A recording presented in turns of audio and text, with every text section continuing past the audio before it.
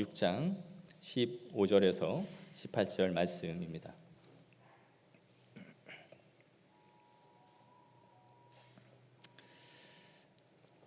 날이 더운가 봅니다. 문자가 또 오네요. 폭염주의보 문자 같습니다. 우리 15절에서 18절 함께 읽겠습니다. 시작. 할례나 무할례가 아무것도 아니로되 오직 새로 지으심을 받는 것만이 중요하니라. 무릇 이 규례를 행하는 자에게와 하나님의 이스라엘에게 평강과 긍휼이 있을지어다. 이후로는 누구든지 나를 괴롭게 하지 말라. 내가 내 몸에 예수의 흔적을 지니고 있노라.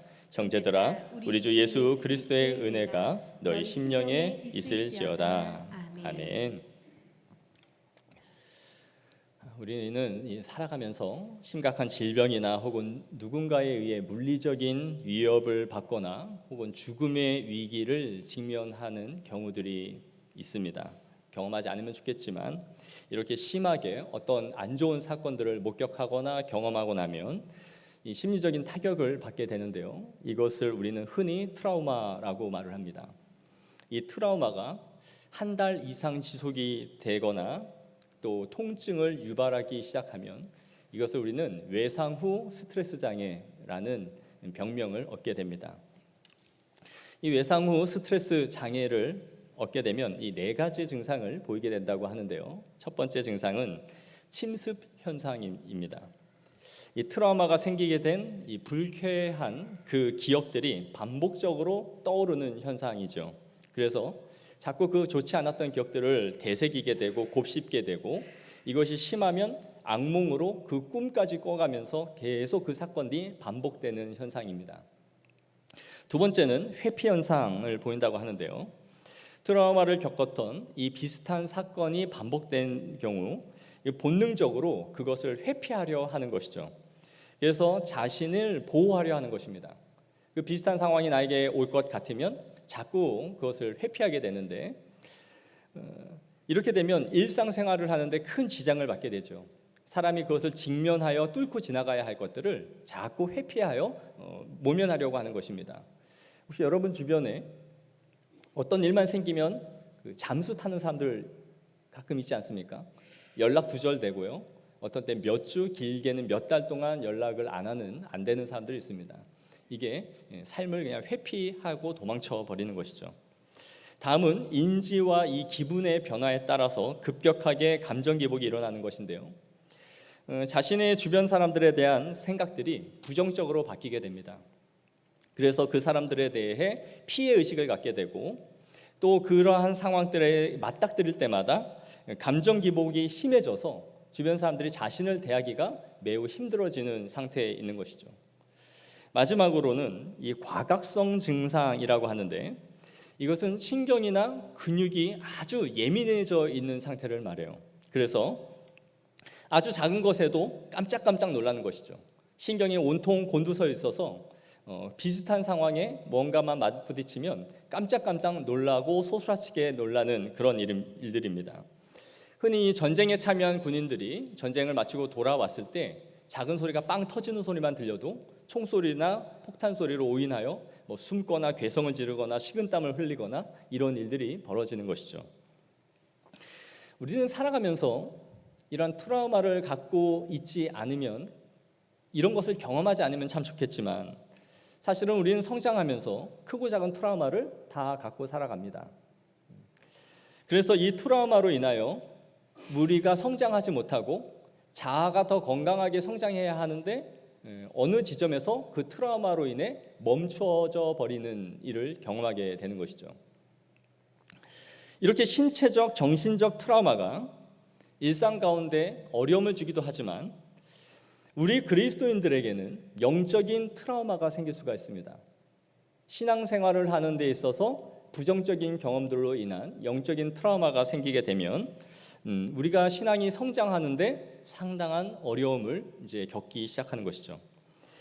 교회 공동체 안에 생기는 트라우마인 것입니다. 특히 교회가 여러 아픈 상황들을 겪다 보면 이 트라우마가 점점 많아지게 되는 것이죠.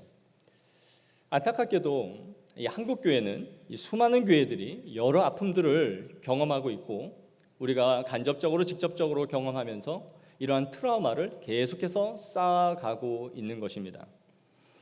그래서 이러한 트라우마를 겪을 때마다 신앙생활을 잘 하던 성도들이 교회를 떠나가기도 하고 신앙을 멈춰서게 됩니다. 그래서 교회는 다니고 있지만 더 이상 신앙은 제자리 걸음을 하면서 오히려 역행을 하는 현상들이 벌어지는 것이죠. 이로 인하여 영적인 성장이 멈추거나 비뚤어진 생각을 갖게 되어서 더 이상 성숙한 그리스도인으로 자라가지 못하는 부정적인 생각들을 가지고 신앙생활을 하게 되는 것이죠. 요한복음 10장 10절에 예수님은 내가 온 것은 양으로 생명을 얻게 하고 더 풍성히 얻게 하려 하는 것이라. 이것이 예수님이 우리에게 오신 목적이다. 너희의 삶을 풍성케 하는 것이다 라고 말씀하셨지만 이 트라우마에 갇히게 되면 성도들은 풍성한 생명을 얻는 것이 아니라 오히려 영적인 기갈을 경험하게 되는 것이죠. 이렇게 교회 안에 영적인 외상 후 스트레스 장애를 받은 성도들이 많아지게 되면 그 한 명의 한 명의 성도들이 영적으로 성장하지 못할 뿐만 아니라 그 한 명 한 명의 성도들이 성장하지 못하는 것은 교회 전체가 성장하지 못하는 상태가 되어버리는 거예요. 그래서 수십 년 동안 교회가 성장하지 못하고 고인물처럼 갇혀버리는 일이 벌어져 버리는 것이죠. 우리는 오늘 이 본문을 통하여 우리에게 생길 수 있는 이 영적인 트라우마를 어떻게 극복할 수 있는지 이 본문을 통하여 살펴보려고 합니다. 첫째는 이 트라우마가 어떻게 우리에게 생길 수 있는가 하는 것을 세 가지로 살펴보려고 하는데요. 먼저 이 트라우마는 성도와 성도 사이에 생기는 분쟁으로 인해 생길 수 있습니다. 우리가 신앙 안에서 모였다고 하지만 성숙하지 못한 성도들로 인하여 분쟁이 얼마든지 생길 수 있는 것이죠. 그래서 교회 안에는 당파 싸움이 생길 수 있습니다. 고린도 교회에서 보여주었던 모습이죠. 고린도 교회는 게바파, 그리스도파, 바울파 서로 라인을 잡기 시작했어요. 나는 누구 라인이야? 나는 이 줄에 서 있다 라고 하면서 모두 다 하나님을 믿는 사람들이지만 서로 자신의 줄을 세우면서 파당을 나눈 것입니다. 이런 일이 생기면 교회는 어떤 일이 벌어집니까? 성도들이 마음을 열고 더 이상 교제를 하지 않습니다. 신앙생활을 하다 보면 성도들이 교회는 나오고 있지만 사람들과 절대 교제를 나누지 않는 사람들을 보게 됩니다. 등록을 하지 않고 오랫동안 출석을 하는 사람들이 있을 수 있고요. 또 등록은 했지만 교제는 하지 않습니다. 그 이유가 뭡니까? 이전에 자신이 다니던 신앙생활했던 교회에서 받은 상처로 인하여 내가 신앙생활은 하지만 사람들과는 더 이상 관계는 맺지 않겠다라고 마음을 차단시켜버리는 것이죠. 그래서 이전에 갖고 있었던 그 아픈 상처로 인해 신앙생활을 하면서도 참된 코이노니아, 교제를 하지 않는 외로운 신앙생활을 혼자 하게 되는 것입니다. 두 번째로 우리가 생길 수 있는 트라우마는 목회자와 성도 사이의 문제로 인해 생길 수 있습니다.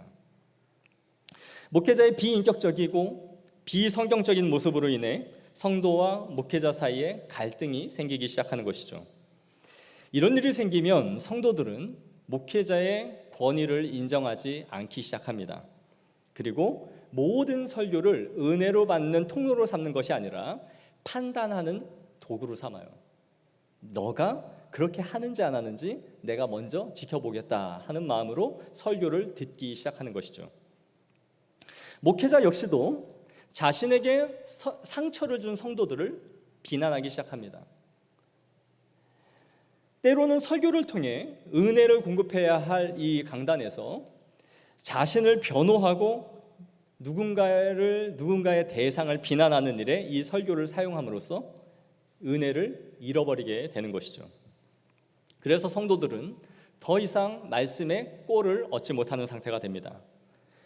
하나님께서는 목회자에게 주시는 하나님의 말씀을 통해서 그 꼴을 얻어 우리의 영혼을 풍성케 하는 것이 성경에서 주신 목양의 원리예요. 그런데 이 관계가 완전히 깨뜨려짐으로 인하여 목회자를 통해서 공급받는 은혜의 통로가 완전히 막히게 되는 것이죠. 그럼으로써 교회는 더 심각한 상태로 빠지게 됩니다. 또한 목회자 역시도 더 이상 성도들에게 마음을 열지 않고 경계심을 갖기 시작하는 것이죠. 또한 목회자들도 성도에게 트라우마를 갖기 시작해요. 한 예로 한 목사님이 한 교회를 개척하셔서 20여 년 이상 목회를 잘 하셨습니다. 지하에서부터 또 교회를 세우는 데까지 수없이 땀 흘리고 고생하셨어요. 20여 년의 세월이 지나면서 수고하고 땀 흘리고 그러다가 건강이 이제는 많이 안 좋아지셨습니다. 그래서 병원에 입원하게 되고 몇 주 동안 또 길게는 몇 달 입원을 하게 되죠. 그러더니 교회의 중직자들이 찾아와서 이렇게 말합니다. 목사님, 사임해 주십시오. 20년 동안 일구고 헌신을 한 교회에서 아프다는 이유로 사임을 하라는 통보를 받게 되는 것이죠.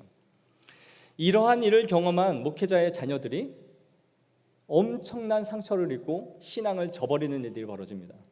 우리 아버지가 세우고 일구고 땀 흘린 그 교회에서 버림을 받는 것을 경험하면서 신앙을 포기해버리는 것이죠. 목회자가 갖게 되는 트라우마예요. 마지막으로 교회와 성도 사이에 생기는 트라우마가 있습니다. 이런 경우는 개인과 개인에게 생기는 트라우마가 아니라 교회 전체의 시스템과 부조리함 때문에 생길 수 있는 일들이에요.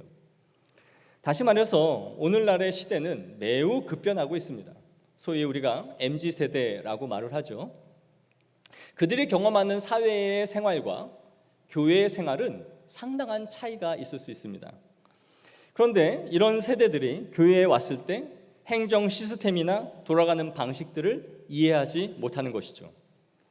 자신들이 생활하는 사회에서는 일어나지 않는 부조리함이나 희한한 현상들이 교회에는 그대로 남아있는 것입니다.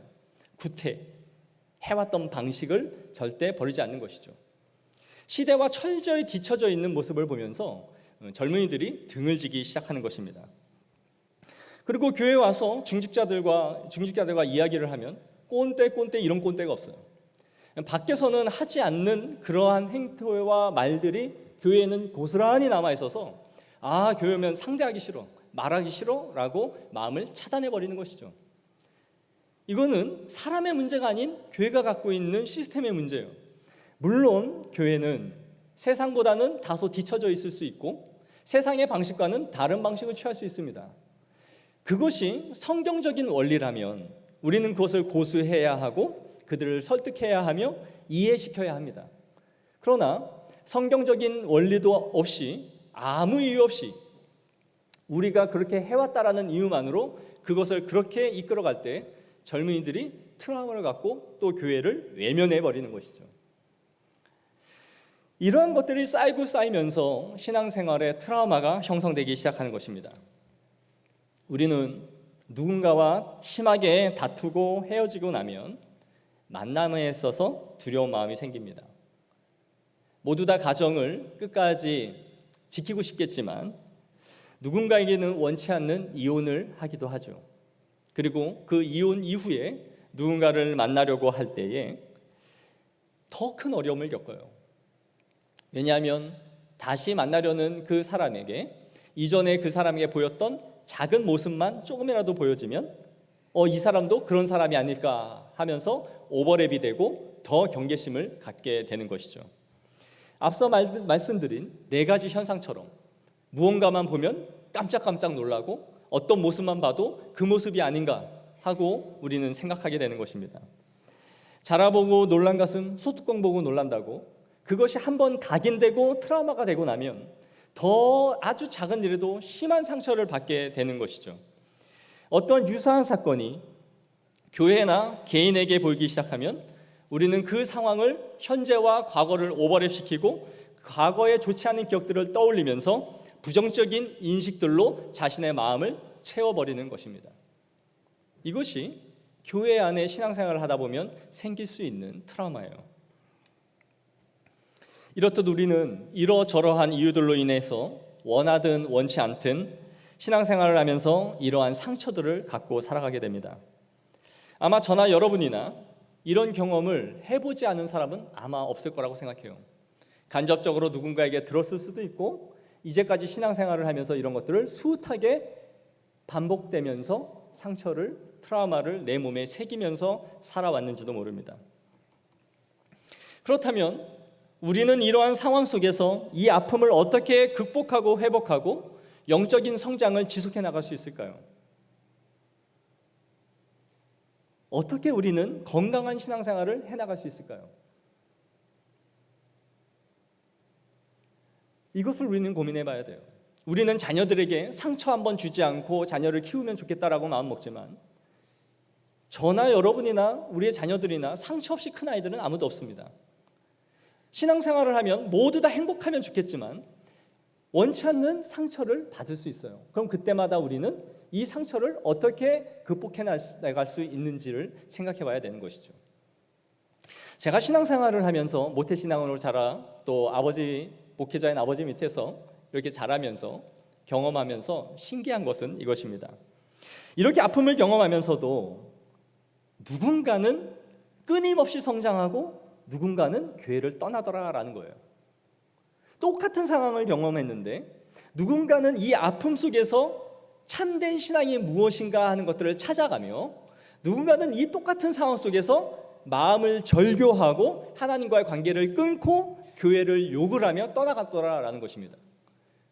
그럼 무엇이 이 분기점이 되는 것일까요? 그것은 바로 하나님과의 인격적인 만남이 그에게 있었느냐 없었느냐 하는 것입니다. 하나님과의 인격적인 만남이 있는 성도들은 교회와 성도의 아픔을 겪으면서도 예수 그리스도의 은혜와 사랑을 체험하면서 그 상처를 씻음받으면서 성장해가요. 그러나 하나님과의 인격적인 만남이 없는 사람들은 그럴 이유가 없어요. 내가 구원의 감격도 없고 내가 하나님으로부터 받은 은총의 빛을 보지 못한 사람들은 이러한 꼴을 보면서 내가 신앙생활을 유지할 이유가 없는 것이죠. 세상에 가면 더 좋은 게 많고 더 좋은 사람들이 있는데 내가 왜 여기서 이렇게 신앙생활을 해야 되지? 나는 신앙생활을 안 할 거야. 바로 하나님을 인격적으로 만났느냐 만나지 않았느냐 하는 것이 신앙을 저버리느냐 버리지 않느냐 하는 중요한 분기점이 된다라는 것입니다. 오늘 본문에 이러한 트라우마를 어떻게 치유해 나갈 수 있는지를 보여주고 있어요. 오늘 바울은 15절 하반절에 이렇게 말합니다. 오직 새로 지으심을 받는 것뿐이다 라고 말이죠. 새로 지으심을 받는 것이다. 우리가 과거의 아픈 상처 이런 것들을 씻어낼 수 있는 최고의 방법은 그리스도 안에서 새로 지으심을 받는 것입니다. 이전 것은 지나갔으니 보라 새 것이 되었도다. 새 것이 된다는 것이 무엇입니까? 내가 새 것이 된다면 과거의 아픈 기억들은 싹 잊어버리고 완전히 새로운 자아가 내 안에서 새롭게 나온다는 것입니까? 아니에요. 우리가 구원을 받고 새 사람을 입어도 과거에 받은 상처와 아픔은 사라지지 않습니다. 계속 남아 있어요. 그런데 어떻게 새 사람을 입을 수 있을까요? 인식의 변화가 일어나요. 새 사람을 입은 영혼 안에는 인식의 변화가 일어납니다. 하나님이 연약한 인간을 통해서 어떻게 교회를 세워가시는지를 알게 돼요. 이 교회라는 공동체가 이토록 불완전하지만 이렇게 쉽게 무너질 수도 있는 것이 교회이지만 교회를 통해서 하나님이 끝까지 일하고 계신다라는 인식을 갖게 되는 거예요. 그래서 하나님이 교회를 붙잡고 계신 한 내가 교회를 등지거나 외면하거나 떠나는 일은 없어요. 왜냐하면 하나님과의 인격적인 관계가 나에게 있기 때문인 것이죠. 이전에는 나 홀로 신앙생활을 하는 것이 편해요. 나에게 상처를 줬기 때문에 또 나의 개인주의적인 성향 때문에 혼자 신앙생활을 하는 것이 편하지만 인식의 변화, 성령의 역사가 일어나서 새 사람이 입고 나면 교회 안에 지체들을 통하여 나에게 주시는 지체에 우리가 지체로 연결되어져서 오는 유익이 무엇인지를 알게 되는 거예요. 목양의 관계를 통하여 목회자를 통해 주시는 은혜가 무엇인지를 알게 되는 거예요. 이것을 통해 내 영혼의 성장이 어떻게 이루어져 가는지를 깨닫기 시작하는 거예요. 이전에 가졌던 목회자와 성도, 교회에 대해 좋지 않은 기억들이 서서히 사라지고 치유되기 시작하는 것입니다. 이 모든 것이 어떻게 일어나느냐? 오직 말씀을 통해서만 일어나요. 하나님의 말씀이 우리의 심령 가운데 심겨지면 삐뚤어지고 왜곡되고 어그러졌던 나의 마음이 펴지고 치유되고 만져지는 것을 경험해요. 나에게 이 세상이, 교회가, 누군가가 준 상처보다 예수님이 나로 인해 받은 상처가 훨씬 크다는 것을 알게 돼요. 내가 받은 상처보다 하나님이 나에게 베푸신 은혜가 훨씬 크다는 것을 알게 돼요.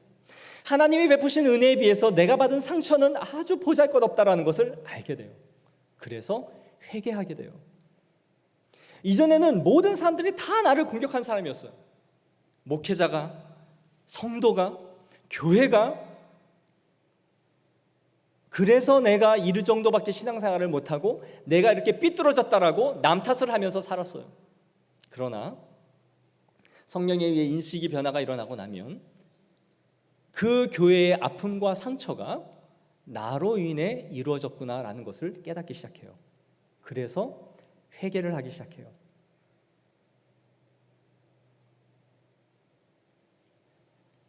내가 주님의 몸된 교회에 해를 받은 사람이 아니라 도리어 입힌 사람이구나. 여러분, 바울을 보세요. 다메섹 도상에서 바울이 하나님을, 예수 그리스도를 만나죠. 바울에게 찾아오신 예수님이 그에게 하신 말씀은 네가 핍박하는 예수라라고 말했어요. 네가 핍박하는 예수라. 바울은 얼마나 놀랐을까요? 바울은 단 한 번도 예수님을 핍박한 적이 없었습니다. 예수를 믿는 자들을 잡아가뒀죠.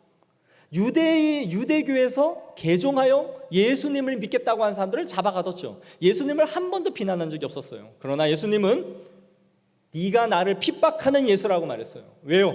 교회를 박해하고 핍박하는 것이 곧 나를 핍박하는 것이다라고 말씀하신 것이죠. 우리가 인식의 변화가 일어나면 내가 상처를 받은 것이 아니라 나의 미성숙한 신앙의 태도가 교회를 어지럽혔구나라는 것을 깨닫기 시작하는 거예요. 여기서부터 치유가 일어나는 것입니다. 이러한 은혜가 있기를 원합니다. 사랑하는 성도 여러분, 저는 우리가 이제 날마다 새로워져야 된다고 생각해요. 과거에 붙잡힌 성도가 아니라 하나님이 우리를 통해 일하실 것을 바라보면서 나아가기를 소망합니다. 하나님은 우리에게 새날을 주시고 하나님이 계획하신 일들을 이제 이루어 가실 것입니다.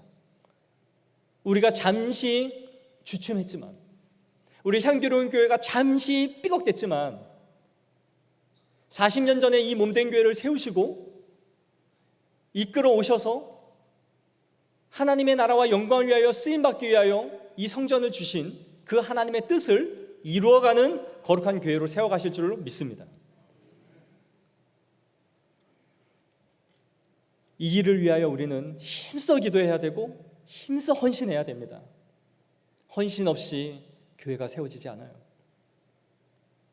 목회자와 성도가 하나 되어져서 함께 기도하고 함께 세워가기를 소망합니다. 우리가 날마다 기도할 때마다 하나님, 내가 몸된 교회를 세우고 살리는 초석이 되게 하여 주옵소서.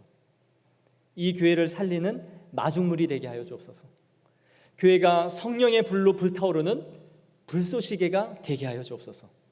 그리하여 내가 타오르고 내가 마중물이 되어져서 하나님의 나라와 영광을 위하여 이 교회가 쓰임받는 일에 초석이 될 수 있는 일에 쓰임받는 복된 성도들이 되어지기를 축복합니다. 다음으로 우리의 치유와 회복을 위해 필요한 것은 예수의 흔적을 갖는 거예요. 여러분, 자신의 몸에 한번 보면 흉터나 상처가 없는 분이 있나요? 내 몸은 상처 하나 없이 깨끗해. 이런 분들은 정말 천연기념물일 거예요. 저도 제 몸에 보면 상처가 있습니다. 이쪽 팔꿈치에도 상처가 있고 무릎에도 수술 자국이 있어요. 팔꿈치에 난 건 28살 때 고등부 아이들과 수련회 갔다가 한 놈이 저를 무지하게 쫓아와서 도망가다가 걸려 넘어져서 심하게 까졌습니다. 피를 여기까지 흘리면서 그때 생긴 상처고, 하나는 자전거를 타다가 언덕에서 굴러가지고 슬개골이 다 부서졌어요. 그래서 수술을 했던 상처입니다. 우리 몸에도 다 상처가 있을 거예요. 그 상처를 보면 여러분들은 어떤 생각이 듭니까? 그 상처 때문에 웃고 그때 그랬지 하면서 지나가나요? 아니면 그 상처 때문에 눈물이 나기 시작하나요? 눈물이 난다면 아직 그 상처가 회복이 되지 않고 치유가 되지 않은 것이죠. 그러나 지나간 상처라면 우리는 웃을 수 있습니다. 추억처럼 여기는 것이죠. 오늘 바울은 17절에 이렇게 말해요. 이후로는 누구든지 나를 괴롭게 말라. 내가 내 몸에 예수의 흔적을 가졌노라. 현재 갈라디아 교회 안에는 몸에 난 이 흔적을 가지고 서로 분쟁을 하며 싸우고 있는 그런 상태에 있었습니다. 그게 무엇입니까? 할례 때문이었어요. 할례냐 무할례냐 이것을 가지고 싸웠던 거예요. 유대인들은 나는 할례를 갖고 있다. 내 몸에 할례를 갖고 있다. 너희 이방인들은 할례가 없지. 그러면서 그들에게 할례를 요구했어요. 이방인들은 예수 그리스도를 믿었으면 됐지 왜 할례를 받아야 되지? 라고 하면서 둘이 싸웠던 거죠. 바울은 이런 상황 속에서 할례나 무할례나 중요한 게 아니야 라고 말하는 거예요. 너희 몸에 가진 육체의 흔적, 즉 할례를 받았다고 주장하는 자들은 이제부터 이 문제로 나를 더 이상 괴롭게 하지 말라라고 말하는 거예요. 나는 할례 받은 육체의 흔적이 중요한 것이 아니라 내 영혼에 새겨진 예수 그리스도의 흔적이 중요한 것이다 라고 말하고 있는 것이죠. 사실 할례는 이스라엘 백성들에게 굉장히 아픈 기억이 아니었을까요? 남자아이들을 키워보신 분은 알겠지만 방학 때가 되면 고래 잡으러 간다라는 말을 저희 어릴 때 했어요. 다 아시죠? 남자가 하는 수술입니다. 이걸 한번 받고 나면 일주일씩 고생합니다. 너무 아파서 움직이지도 못하죠. 이 포경 수술을 하면 이렇게 고통스러운데 이 할례가 바로 그런 것이었어요. 생후 난지 8일 된 갓난아이의 표피를 생살로 잘라버리는 것이죠. 생각해 보세요. 당시 마취제가 있습니까? 항생제가 있습니까? 이 더운 여름날 잘못 칼을 갖다 댔다가 그 부분에서 염증이 나기 시작하면 걷잡을 수 없는 일이 벌어져요. 자칫 잘못했다가는 생명에 지장을 받기도 하죠. 더군다나 아이가 아프다고 말로 표현할 수 없는 생후 8일 된 갓난아이입니다. 그런데 그 아이의 표피를 잘라내버리는 거예요. 이것이 얼마나 아이에게 말 못할 트라우마이겠습니까? 엄청난 상처죠. 그런데 이스라엘 백성들에게 있을 수 있는 이 트라우마 같은 이 할례가 어떻게 추억이 될 수 있을까요? 이것이 어떻게 좋은 기억으로 바뀔 수 있을까요? 그것은 이 할례의 의미가 무엇인지를 알 때예요. 성인이 된 후에 내 몸에 새겨진 할례를 보면서 그들이 무엇을 생각했습니까? 나는 언약 백성이야. 하나님의 선민이야. 하나님의 자녀야. 하나님의 율례와 법도를 가지고 살아가야 할 하나님의 백성이야. 나는 하나님의 자녀구나. 이것을 깨달았을 때야 비로소 내 몸에 가진 할례의 의미가 얼마나 중요한 것인지를 깨닫는 것이에요. 바로 그렇습니다.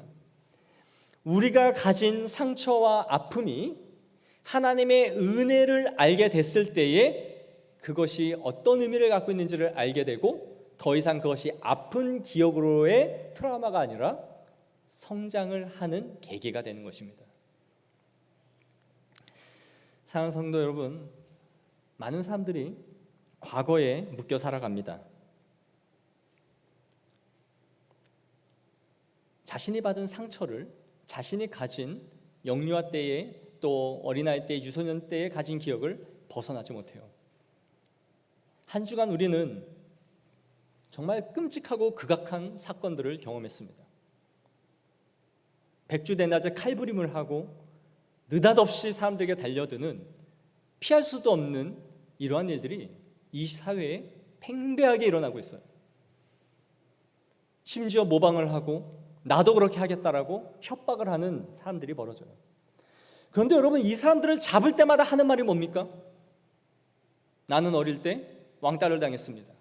나는 부모에게 상처를 입었습니다. 나는 부모에게 버림을 받았습니다. 나는 이 사회에 버림을 받아 이런 적대감을 갖기 시작했습니다. 다 자신의 과거 때문에 내가 이러한 일을 벌이고 있다라고 자신을 정당화해요. 내가 상처가 있기 때문에 누군가를 죽여도 된다라고, 이 사회의 불만을 그런 식으로 쏟아내야 한다라고 말하는 이 시대를 우리가 살아가고 있단 말이죠. 내가 아무리 많은 상처를 받았다 하여 내가 누군가를 해를 입히고 죽일 만한 일을 정당화시킬 수가 있습니까? 모든 사람이 상처를 받을 때마다 다 그런 식으로 살아간다면 이 사회가 어떻게 될까요? 그러나 그들은 자신의 상처를 빌미 삼아 누군가를 해할 수밖에 없었다라고, 내가 지금 이러한 행동을 하는 이유는 사회 때문이고 나의 부모 때문이며 학교에서 나에게 해를 입힌 자들 때문이다라고 남을 탓하며 살아가고 있는 거예요. 모두 다 과거에 묶여서 살아가고 있는 것이죠. 그 아픈 과거가 자신의 발목을 잡고 제대로 성장하지 못하도록 그의 삶을 억어해버린 것입니다. 우리도 우리의 과거와 우리의 아픈 교회에서의 기억과 성도와 목회자에게 받은 상처가 내 영혼을 성장하지 못하도록 발목을 잡도록 허용하시겠습니까? 안진뱅이 같은 신앙생활이 되고 나서 왜 그렇게밖에 신앙생활을 할 수 없느냐고 물었을 때에 과거에 그런 일이 벌어졌기 때문에 나는 이 정도밖에 신앙생활을 할 수 없노라라고 그렇게 비참한 변명을 하겠습니까? 주님 앞에 섰을 때에 너는 왜 성장하지 못하며 헌신하지 못했느냐고 물으실 때에 나는 내가 받은 과거의 상처 때문에 이렇게밖에 할 수 없었노라고 하나님 앞에서 그렇게 핑계하며 서 있겠습니까? 우리 예수님을 생각해 보십시오. 예수님이 받은 상처는 도대체 누가 준 상처입니까? 난지, 생후, 태어나자마자 헤롯에 의해 죽음을 피하기 위하여 애굽으로 피난을 가야 하는 세월을 보냈습니다. 공생애를 시작하실 때마다 바리새인들에 둘러싸여 낭떠러지에서 밀림을 당하고 돌에 매침을 당할 만한 수없이 많은 위기를 겪으셨습니다. 3년 동안 자신의 키운 제자들에게 버림을 받고 배신을 당하는 일이 벌어졌습니다. 옷벗김을 당하고 채찍을 당하고 따기를 맞고, 그들이 누구입니까? 창조주로서 내가 만든 피조물에게 거침없이 따기와 모멸과 박해와 해를 당한 분이 예수님이에요. 우리 예수님의 삶은 그 누구보다도 트라우마를 갖고 살았더라면 벗어날 수 없는 트라우마에 갇혀서 그 상처 안에서 태어나 상처로 죽을 수밖에 없는 인생이었다는 것이죠. 그러나 우리 예수님은 자신의 트라우마에 갇혀 계신 분이 아니셨어요. 나에게 해를 입힌 그 사람들에게 찾아가셨고 그들에게 손을 내미셨고 그들을 품으셨어요. 뿐만 아니라 내 살을 먹으라, 내 피를 마시라, 내 온몸을 갈기갈기 찢어내어 주신 것이죠. 나에게 해를 입히고 고통받고 나를 죽이겠다라고 말한 그들에게 자신을 기꺼이 내어주신 분이 우리 예수님입니다. 사랑하는 성도 여러분, 우리는 새 사람을 입은 사람들이에요. 더 이상 과거에 매여 있지 않습니다. 이제는 분명히 일어나 주님을 위하여 우리의 거룩한 날개짓을 해야 합니다. 이제 우리는 예수 그리스도의 흔적이 있는 성도들이 되어지기를 소망합니다. 성도에게나 목회자에게나 교회에게나 어떤 아픔이 우리의 마음을 살챙이를 내고 지나갔다 할지라도 이제는 지나갔으니 새 사람이 되어 주님과 함께 걸어가는 복된 삶을 살기를 축복합니다. 그리스도 안에서 지으심을 새롭게 입어 참된 회복이 있기를 원하고, 우리 교회를 향한 하나님의 그 원대한 뜻이 하늘에서 이루어진 것 같이 이 땅에서 이루어지는 것을 경험하는 저와 여러분이 되어지기를 간절히 축복합니다. 기도하겠습니다. 사랑하는 하나님 아버지, 감사합니다. 이제 우리가 예수의 흔적을 가진 거룩한 성도들이 되게 하여 주옵소서. 이제는 새 사람을 입어 과거의 모든 아픈 상처들은 예수 그리스도의 보혈의 피에 다 씻겨 나가게 하시고, 이제는 오직 하나님의 나라와 영광을 생각하며 누군가를 감싸 안아주고 몸된 교회를 사랑하며 하나님을 사랑할 수 있는 그리스도인들이 되게 하여 주시옵소서.